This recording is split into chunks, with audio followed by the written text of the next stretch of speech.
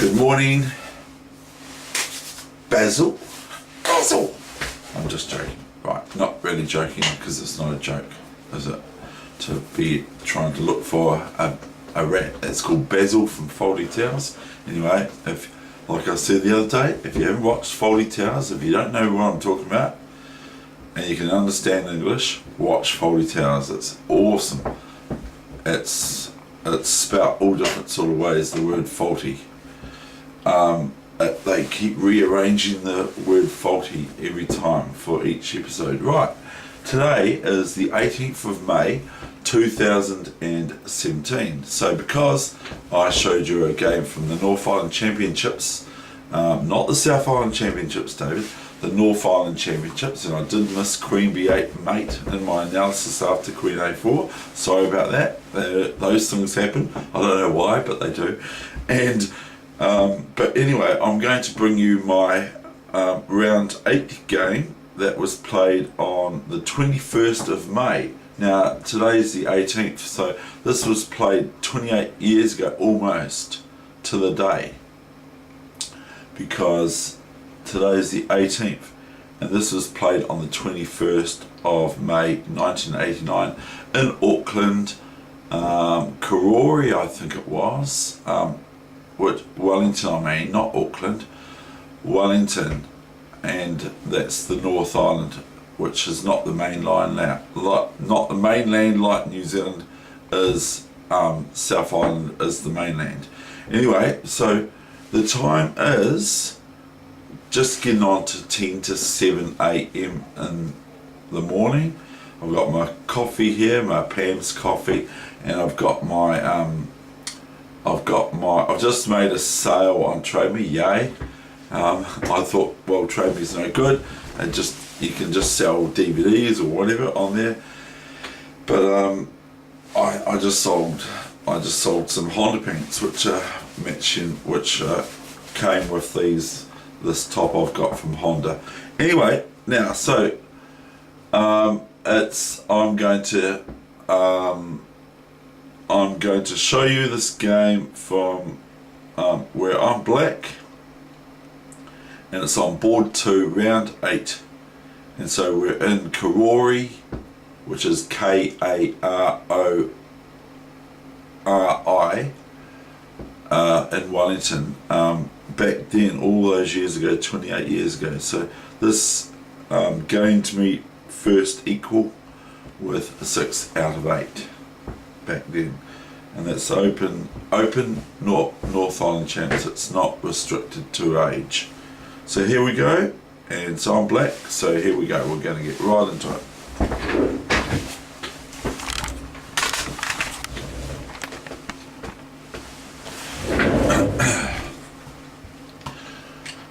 So my opponent's quite scary, very, very strong opponent.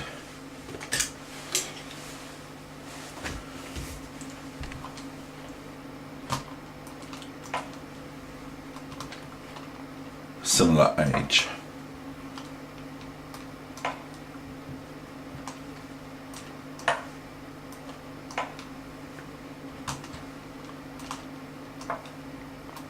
This is the Old Indian, I believe. Something like that. It's quite cool really, because you just you got to be careful, but you just sort of bang your bits out. It's pretty easy where to put your pieces and everything. It's no real big challenge. I mean, that obviously had to go there. It couldn't go over here, could it? So it's a wee bit restricted, but it's actually a bit versatile at the same time. If you can understand what that means, I don't. But I was pretty scared of my opponent. I thought, this could be another loss. Now, here on this move, I played Queen C7, and I offered my opponent a draw. He declined. Now, some people would go, right, fine, I gave you the chance to accept a draw, and you said no. That was the last round, so usually people like to draw the last round. I was just hoping, but he didn't. This guy plays simultaneous chess blindfold. This guy who I'm playing, he's known for playing simultaneous chess blindfold, like we're talking 10 sort of games at once, blindfold. I mean, I played simultaneous chess, that's what I do, but not blindfold. I mean, I probably could, but anyway, goodness sakes, this guy, he's well known in New Zealand for it.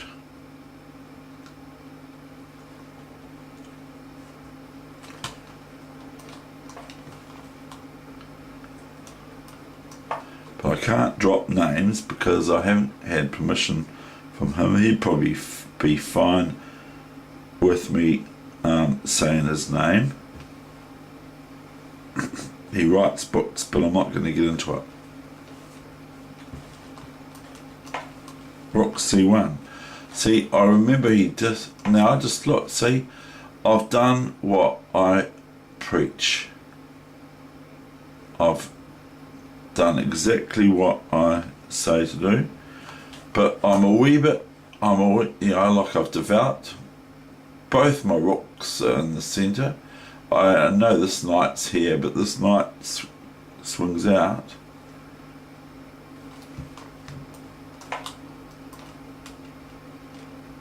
I just went back here, you see.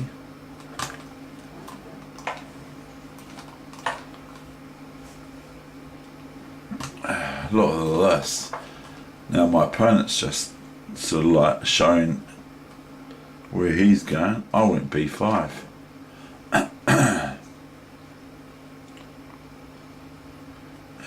Oh yeah, I can play that. Knight d2.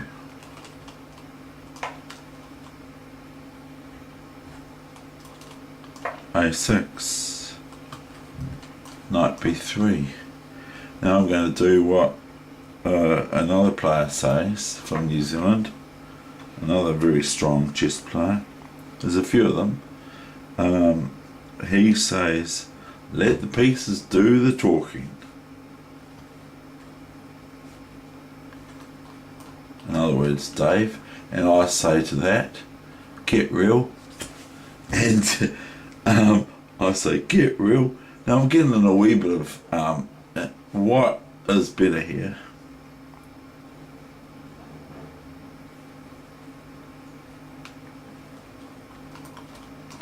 So I went dc5, not a dc3, knight c5, which is a plain, knight c5. This is the way I went bishop c8, and I have given this a question mark. It says here is better, but I am not convinced. I'm not actually convinced.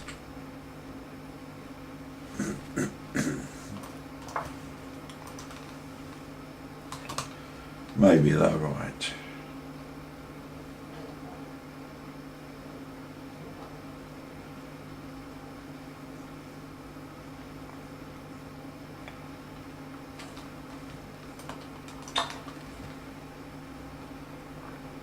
It was a great honour to draw against this guy.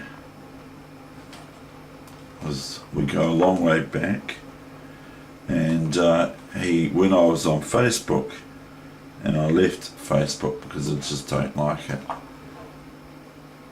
When I was on Facebook, he was one of my friends.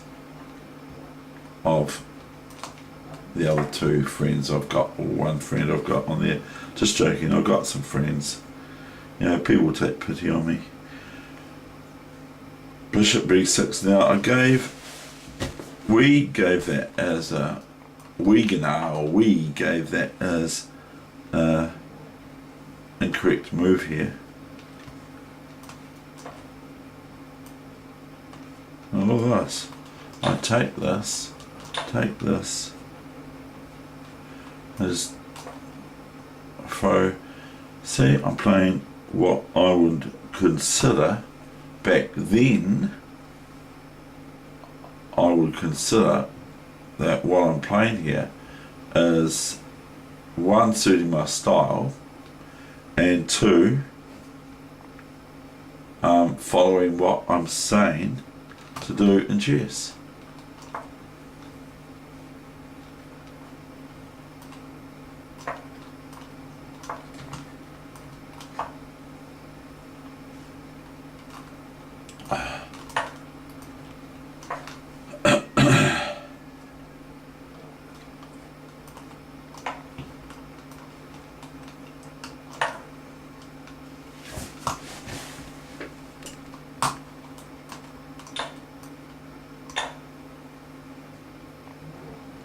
Draw, I offered here, CD5,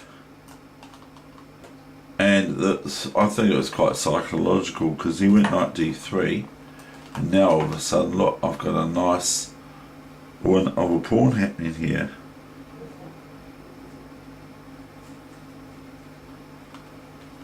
And he went, oh, I didn't, it's funny, I thought that I was doing really well here, but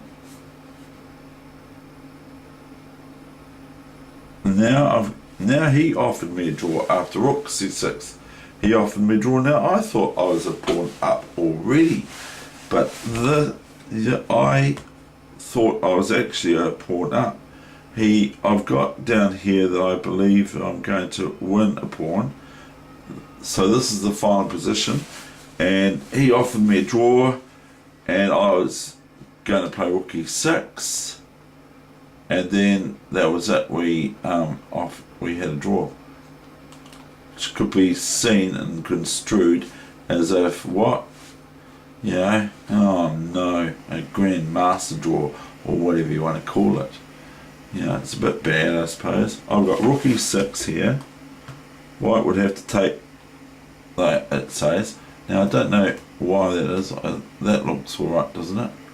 No, it doesn't, because I'm defending my a pawn now, aren't I, with my rook. So if rook here, then bishop d3, like bishop d3, and then queen f4. So I win a pawn. And if bishop takes knight, I just go queen takes queen. Now you can see the analysis. So it's just basically, if rook here, then I just go bishop takes d3. Okay, I know I'm using this rook to move around. Bishop takes d3, back from white, queen f4, or knight f4, queen f4, and if bishop g6, queen f2 check, king f2, and hg6 recaptures, and I'm a whole pawn up. Plus this pawn here is weak after that, because this has lost its protection on e5. The f pawn's just been taken, so you can have a look at that if you like. Now what we've got here is we've got this move for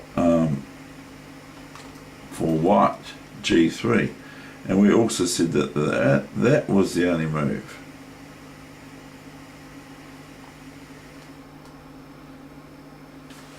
I can't read that one because this is better for me. Even though my opponent can play this, I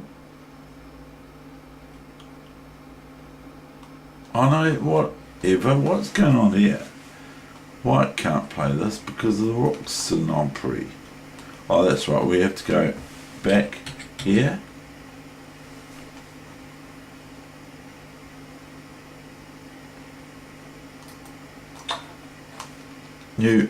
This isn't the main line, it's just analysis.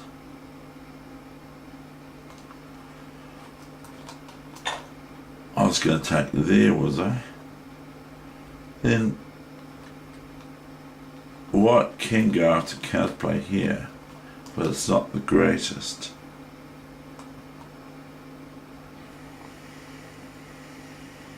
Say something like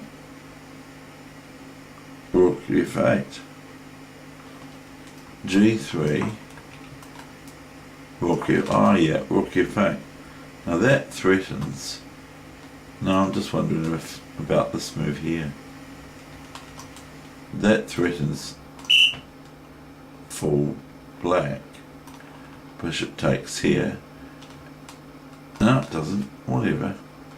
Because the rooks defend this pawn, Dave. Because I was thinking, oh, knight takes here, but it wasn't as good as I thought it was. I thought it was a clear pawn up. Anyway, he offered me a draw, and that's it. So that's one of my short lessons for forever so far. Okay, bye bye.